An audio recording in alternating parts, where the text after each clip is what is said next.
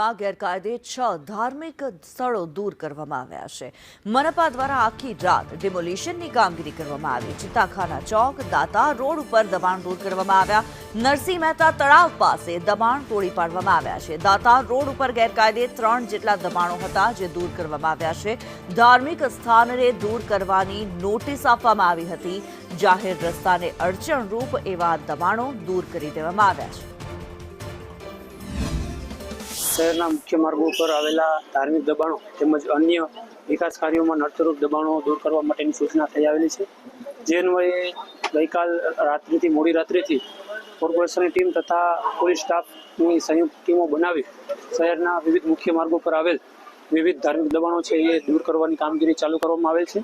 તે પૈકી 3 જેટલી દરગાહો અને 5 થી 6 જેટલા મંદિર ડેરીઓ તો ગઈકાલે રાત્રે જે મુખ્ય રોડ ઉપર દબાણ રૂપ હતા અને જેઓને અગાઉ કાયદાકીય રીતે જે કાર્યવાહી કરવાની હતી નિયમો અનુસાર નોટિસ આપવાની હતી અને પુરાવાઓ આપવાની પૂરતી તક આપવામાં આવી હતી। આમ છતાં તેઓ દ્વારા કોઈ પુરાવા રજૂ કરવામાં આવેલ ન હતા। એ છે એ ગઈકાલ રાત્રિના રોજ દૂર કરવામાં આવેલ છે। જૂનાગઢ મહાનગરપાલિકા દ્વારા છે ઓપરેશન ડિમોલેશનની જે કામગીરી હાથ ધરવામાં આવી હતી। ગત મોડી રાતથી આ કામગીરી શરૂ કરવામાં આવી હતી। જૂનાગઢમાં જેટલા વિકાસના કામોને નડતરરૂપ હતા તેટલી 3 દરગાહ અને 5 થી 6 જેટલા મંદિરો દૂર કરવામાં આવ્યા છે। ખાસ કરીને જે દાતાર વિસ્તાર કહેવામાં છે ત્યાં આગળ જે દરગાહ આવેલી હતી તેને દૂર કરવામાં આવી છે। ઉપરાંત ચિત્તાખાના ચોકમાં પણ એક દરગાહ હતી તે દૂર કરવામાં આવી છે।